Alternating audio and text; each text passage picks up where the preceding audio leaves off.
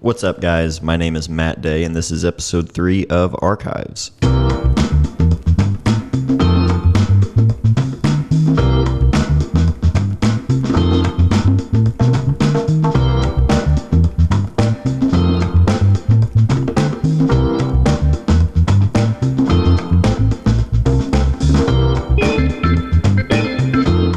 All right. How's everybody doing today? Hope you've all had a good weekend. I don't know when this video is going up. It's been a crazy week. I have been very, very busy with photo work, which is a good thing. Definitely not complaining.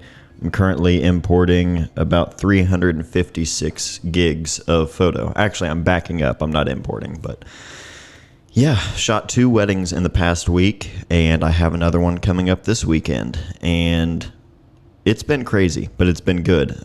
In between those weddings, I've had other like commercial shoots and other sessions that have taken up a lot of time, but it's been really good. One thing I want to talk about before we kind of jump into questions is just because it's been on my mind, obviously, with shooting weddings.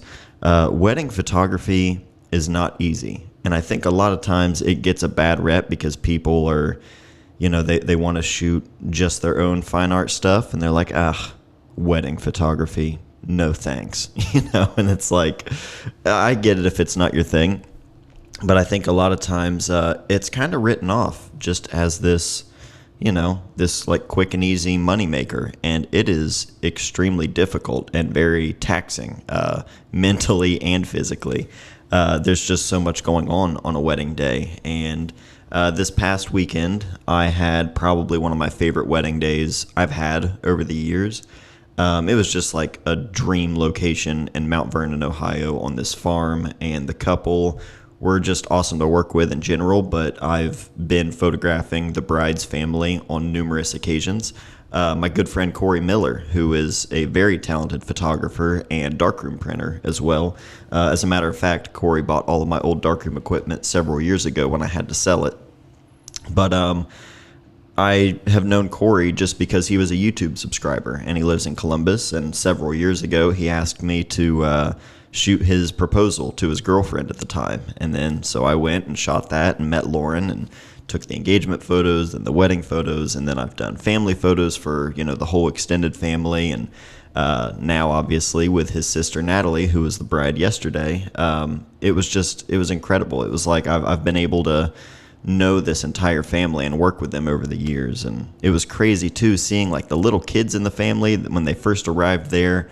I was like recognizing them from years ago when they were just babies, and taking photos of them at Corey's wedding, and it's just really cool. Like that's one aspect of photography and doing it for a living that I don't think people talk about that much, but building those like long-term relationships just with your clients, and your clients end up becoming like really good friends. It's just really cool. I don't know if that's the case for everywhere, but at least here in Southern Ohio, a lot of the clients that I've had, whether it be weddings or families or anything like that, a lot of times it's like I just become sort of the person that kind of documents all of these like big moments in their life, with newborns and with their wedding day and all of that kind of stuff. It's just really cool. But wedding photography is not easy.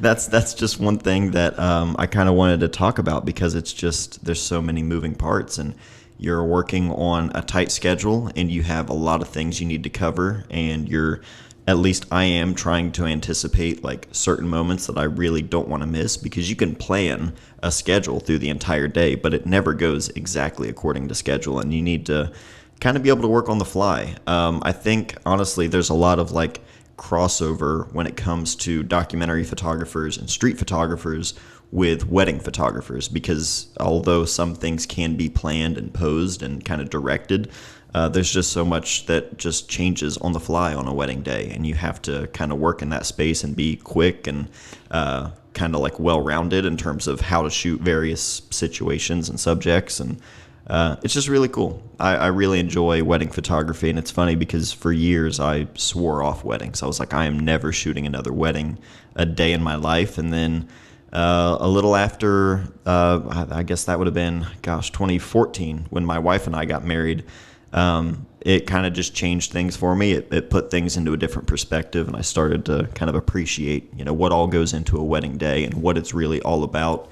And now I love it. So really, really cool. Had a great wedding.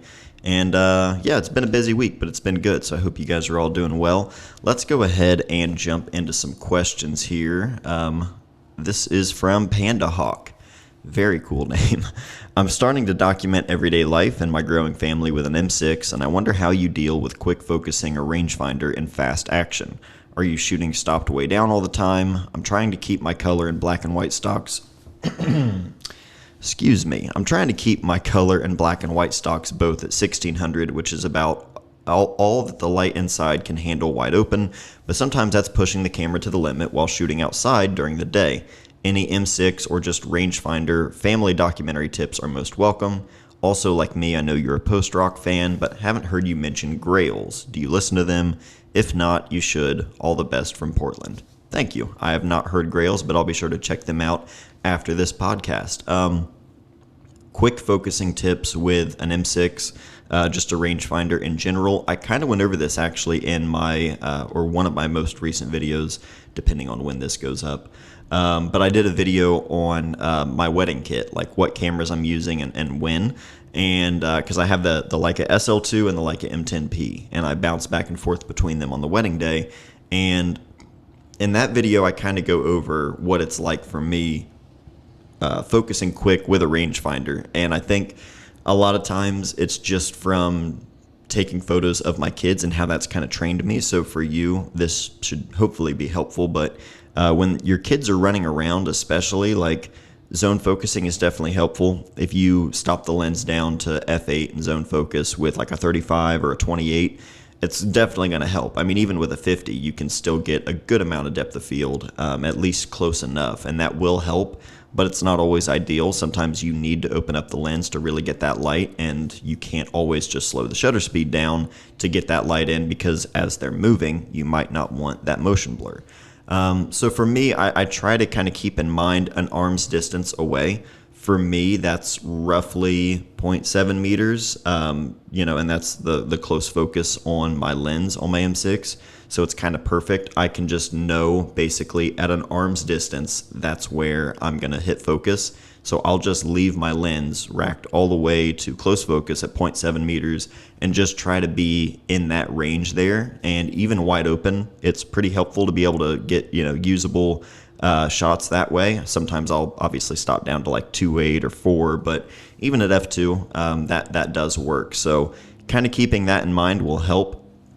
One of the things I mentioned in the last video was, as I'm focusing, maybe you don't want your subject dead center where you're using that rangefinder focusing patch.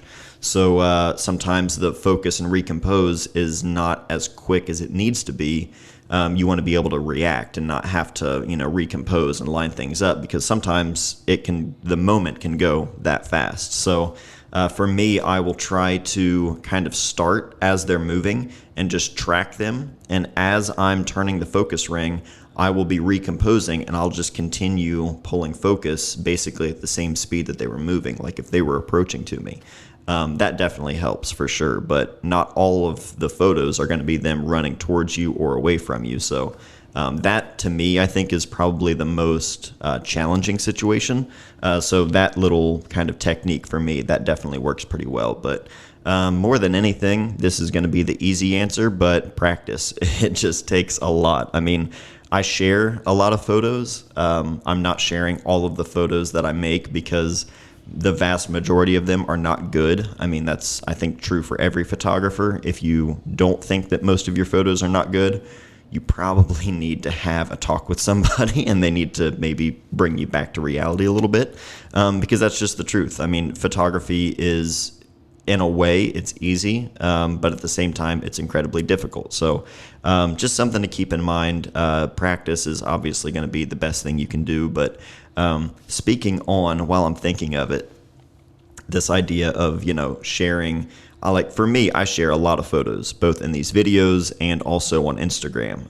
I kind of like to share basically my progression as a photographer. I'm not only putting my portfolio out there. I try to be sort of an open book and something that other people can see. Oh, there's another photographer just getting the reps in and just trying to keep moving and keep progressing. And I think that's what we're all doing, or what we should all be doing, is just continuously trying to improve ourselves as photographers. And so for me, I'm sharing work as I'm making it, knowing it's not my best work I've ever made, but I try to just use myself as an example and use basically what I do and what I share as a way to kind of learn.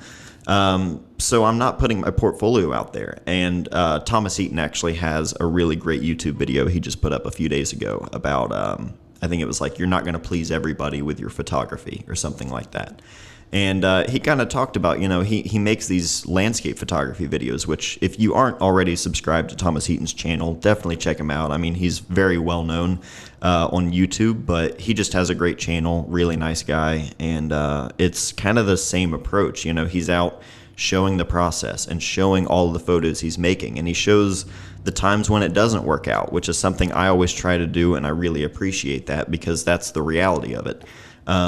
So yeah, if you see, like for me, I'm putting a lot of work out there, and sometimes people might look at it and go, oh, that's not, I mean, I've seen you make better work than that. And I get that, but I don't know. It's an interesting thing because you get that kind of feedback and stuff when you do share literally tons and tons of photos all the time. And that's, some people might say that's good or bad. That's a whole other discussion. But while I was thinking of it, I just thought that kind of resonated with that Thomas Eaton video from a few days ago. So be sure to check that one out. It's really good. Next question from Mark William Holmes, great photographer. Just bought a zine of his, actually. He says, what was the last time a project idea clicked for you? When do you know you're really onto something in terms of a concept for a photo project? I think some stuff clicked for me, and I'm curious what it's like for other people. This is a good question because for me, like when I have a project idea, I'll instantly write it down, even if I know I'm not going to be able to get to it like right away. When my dad passed away, I had an idea to do, because I was I had inherited a lot of his belongings and all of his basically items he would carry every single day in his pockets. I have all of that in a box. And it's the stuff that were in his jeans pockets, like when he had his stroke. I mean, he had the same stuff that he would carry in his pockets every single day, which I think stuff like that is really interesting, like what people carry with them to work or just on a daily basis. I just think that says a lot about the person. And so I made a photo of all of his belongings just kind of laid out on white. It was really clean, really plain, just focusing on, what it was he had in his pocket, along with his U.S. Marine Corps hat he always wore. And it was just like, it kind of hit me that there's something there about the weight that we put in these inanimate objects that belonged to, someone that we loved, and we hold on to them. And it's like it gives them this sort of life after that person has passed away. And I was like, I really want to explore that. I want to take photos of other people's belongings that they've held on to that belong to family members or friends that passed away, or maybe a space that they were in all the time, like a certain room in the house or the garage or a truck that they drove, like anything like that. I really want to focus on shooting a whole series just revolving around that and like telling those stories of these people. And it was like it clicked for me right away, and I was like, oh, that's perfect. Like it's personal. I have a lot of like feeling about this. It'll be great. But I haven't even had a chance to start yet because I put it off for years because I was just I just wasn't ready to emotionally kind of dive into that subject yet. So I've been in my own head just like planning out and having all these ideas and writing ideas down for how I want to shoot it, how I want to approach it. I've reached out to a lot of different people, and I have subjects already like lined up and agreed to do it. It's just been something that's been like a little too heavy for me to dive right into. And then finally this year I was like, okay, I'm ready. And then with, COVID and everything like that, I haven't had a chance to start yet. And this is finally the year where I feel like I'm ready to do that. But for me, the fact that it just clicked because it was so personal to me, that just it worked. Like, I didn't have to try and think or come up with the idea. I wasn't sitting there trying to brainstorm when it hit me. It was just a matter of taking these photos of my dad's stuff that it clicked, and I knew that there was something there that I really wanted to pursue. And whether it was an idea that resonated with other people or not, I mean, I obviously hope it would, but it was just like I had this feeling like I need to do this because this is something that means a lot to me, and it's something that I feel like I can really put my voice into. And I had another similar idea to that recently with Route 50. I've lived on US Route 50 for basically my entire life. The house I grew up in is the house that my wife and our kids live in now, which is really, really cool. We would like to get off of Route 50, so we're hoping in the next year or two we can buy some land and just get a little bit further out and have more land, have a farm for ourselves. But I've basically lived in that house my whole life outside of, a couple years outside of high school where I lived in town and, with friends and things like that. But, US Route 50 stretches across the entire country. And it's just kind of always been this thing where I love pulling over on Route 50 and shooting photos because it's just a road I've been literally up and down or back and forth on like over and over my entire life. And I couldn't do an entire US 50 project across the whole country. I mean, I could, but it would probably have to wait until my kids are much older. But I was like, I have a lot of photos already, and I want to keep it local. I want to keep it close to home. I should just make a project of shooting photos on US Route 50 in Ohio. So from the farthest east to the farthest west, anywhere in between, as long as I'm on Route 50, any photo that I can make is fair game. And that's just another idea that just came as I was looking at a photo I shot of Route 50 recently. And I was like, that works. It's personal. I have like genuine interest in it and kind of this like personal investment into it. So I want to do it. And so now that's another project added to the list. And I'm always going through and adding different photo ideas and project ideas because I want to keep it as sort of like natural and organic as possible. I don't want to force things. I mean, for a couple of years, I didn't really have any project I was like actively working on because I didn't really have anything in mind and I didn't want to force myself. You can self-assign yourself a project.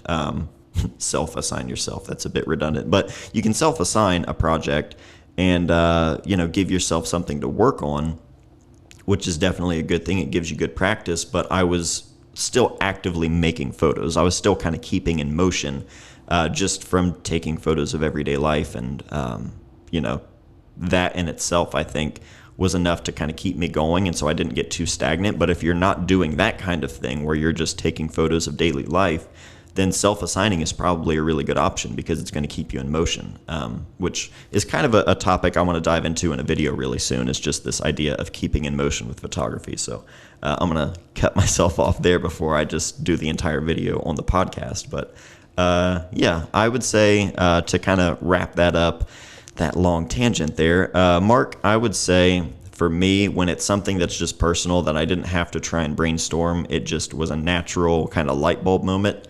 That for me is when I know I actually have something that is going to be meaningful to me, and I know I'm going to try to put my best foot forward in terms of like my vision and my voice.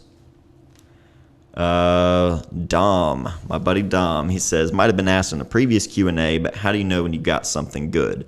This is similar to the last question in a way, so I wanted to kind of focus on this, or at least just include it.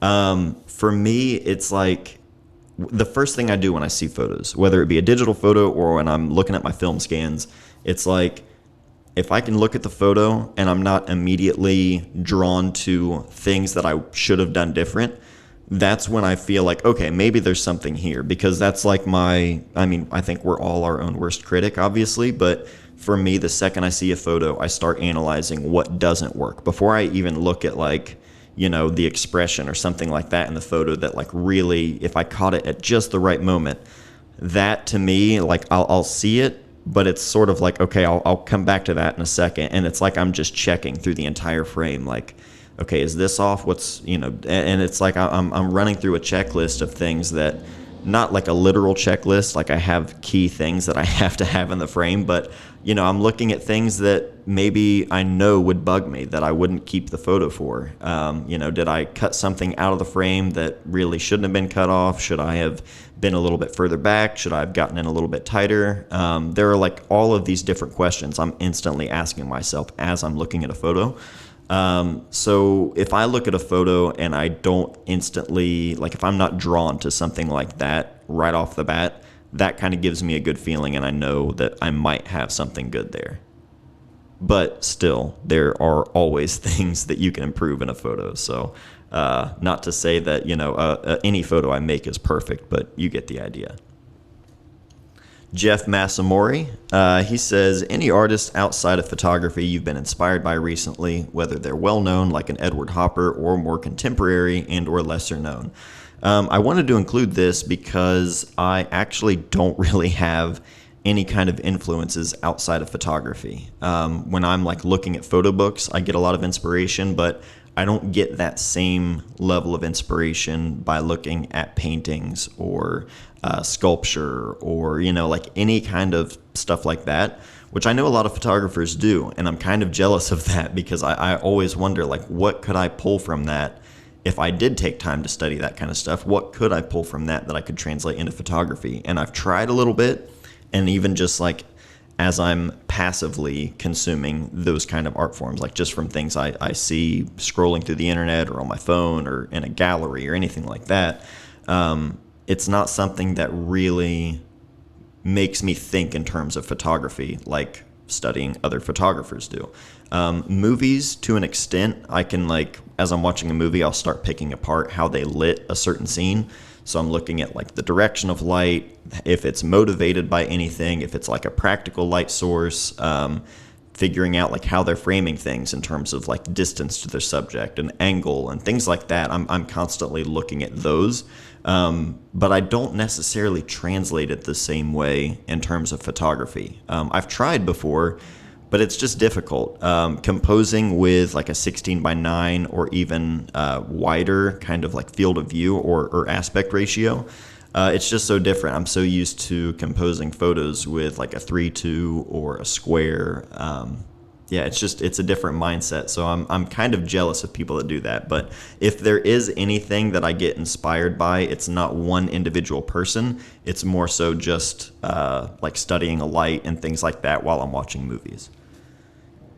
John Randolph says, how often do you feel the need to make a photo rather than take a photo in terms of like setting up a shoot with a person and directing their clothes, poses, location, etc., as opposed to just being somewhere with a camera?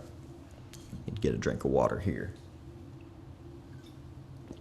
This is a really good question because for me, I'm always taking photos of everyday life and I just always have a camera with me.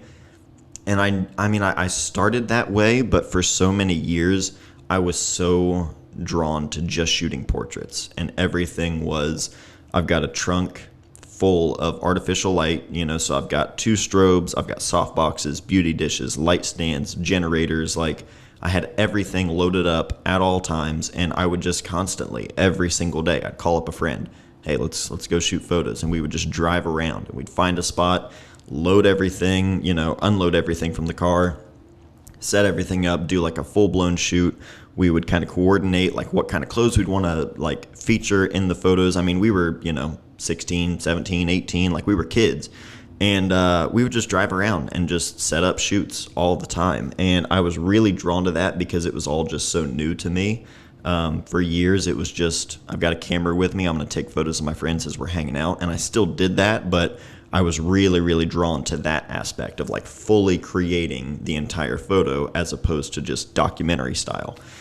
So I was really into that, and that's kind of what got me into shooting portraits like for clients, which is great. Obviously, there was like a lot of just kind of self-taught training and a lot of trial and error there that I did myself, which was great. But as years went on, I think probably as that became the job, then I was even more drawn to just the everyday life kind of stuff. And I would say probably for the last maybe 8 years. I mean, I've still been doing it for a living, but the main focus has really been more on just the documenting everyday life kind of stuff, whether it be friends and obviously now my family. That's a huge part of it.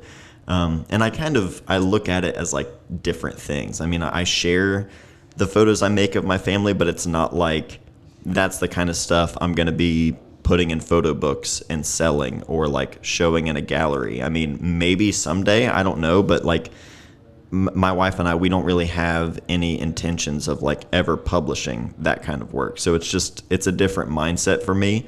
But I think there's a good balance of both. I think that's like a healthy thing. Obviously, there's a lot to learn in fully creating like an entire shoot and dialing everything in and really kind of a lot of planning, before you even do the actual shoot.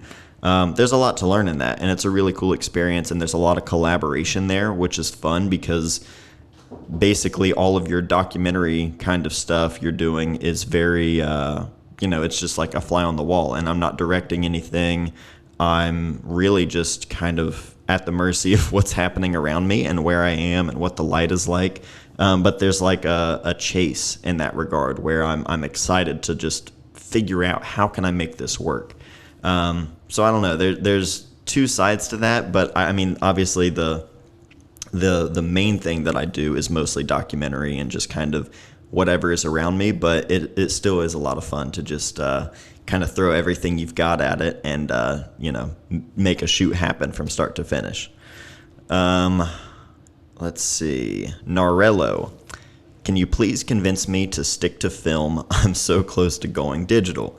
No, I can't convince you to stick to film because you should shoot whatever you want to shoot. I have been shooting quite a bit digital lately with my M10P, and honestly, I'm really, really enjoying it. I still carry my M6 with me everywhere I go. I've got both of them, but I've been shooting the M10 more and more, and I don't know. There's part of me that wonders, as I've kind of made YouTube and talking about film photography and stuff, like as that kind of became my job, how much of that did I maybe burn myself out on to where I still enjoy it, but I'm not as like strict about it. Like I'm totally cool with just walking around with a digital camera now, which is something I never did for years. So it's interesting, but yeah, shoot whatever you want to shoot with. I've been having a blast, like learning what it's like to shoot with a digital camera for just everyday life stuff and carrying one around with me. And it's funny too, because I'll kind of treat the SD card like it's just a really long roll of film. I'm not like importing photos every day and looking at the photos, or I'm not even really looking at the photos on the back of the screen. It's like, it feels so similar to my M6 that as I'm shooting, I probably won't even look at the photos for a week to a week and a half, and then I'll import everything all at once. But I'll have tons of photos from, an entire week just sitting on the camera, and I'm not as enticed to like instantly import the photos and start editing and posting and sharing, and really even just looking, like I said, like I'm not even really looking at them on the back of the camera. I'm just kind of, just treating it like it's a roll of film, which is kind of nice. And I don't know, that probably gives a lot of people anxiety thinking about photos just sitting on an SD card for an entire week without being imported. Maybe that's not a good idea. I don't know, but yeah, I know that the film like purists will probably be up in arms just over me saying that, which is just funny because like I don't know, I've been shooting film for 16 years now, but like there's this renaissance, which is great, but there's also just a lot of, I don't know, the diehards. People get very, very upset, and you can go back to the start of this channel. I've never been that person, but I don't know. It's just interesting. I could go on a whole tangent about that probably, so we should probably just move on. Let's see. Christian Harden, what movie are you really excited to see, and why is it The Batman? Yeah, The Batman looks absolutely incredible. Everybody was kind of stressed when they cast Robert Pattinson as the new Batman, but I knew that dude, he's got some chops, and the trailer for that, if you haven't seen it already, which I'm sure most of you have, it's going to be incredible. I'm really stoked for that. Trackley says, describe a perfect day in Chillicothe. I love this. Although it's pretty simple, and a lot of people are going to be like, that's it? Really? Chillicothe, for me, I love it because it's simple and it's not crazy, and there's not a million things to go out and do. So for some people, they would probably just think this is pretty basic, but that's the point. Chillicothe, you would want to start your day off at Roast Coffee. That's the best coffee spot in town. Starting off with a cup of roast coffee. You could also get breakfast there. If you wanted to kind of change it up and get a little bit more of the experience, I'll be flat out honest, the food isn't going to be as good, but you can go down to Carl's Townhouse for breakfast, because the food won't be as good as what you're going to get at the Fort Collective at Roast, but the experience, it's just, that's a Chillicothe experience right there. Going into the diner, getting just some simple, straightforward breakfast food, it's just good. That's the best way to go about it. And then after that, you could really do anything. You could walk around town all day, downtown, go to different shops, check out the old architecture. There's a lot of historical buildings here. Or you could hit up some different hiking spots at Great Seal State Park, out at Buzzard's Roost. Really, you could do anything like that. But as long as I'm outside in Chillicothe with my camera, that's an ideal day for me. Probably a couple other stops back into Roast throughout the day just to keep me going. But yeah, other than that, you've got a lot of freedom to kind of do whatever you want. And so, yeah, that's it. I mean, that's in terms of like things to do. But yeah, Chillicothe. If you are ever around, definitely make sure to at least stop into Roast and get some good coffee and check out what it is I love about this place. But those are all the questions for today. This is going to be a little bit of a shorter podcast just because I've got so much stuff going on. My stuff is still importing all of those photos from the wedding, so I'm going to get that caught up and then wrap things up for the day. But I hope you guys enjoyed this episode of Archives. I've really been enjoying the podcast again. I'm excited to have this just as something, as a way I can kind of just talk a little bit off the cuff in between videos. So I hope you guys are enjoying it.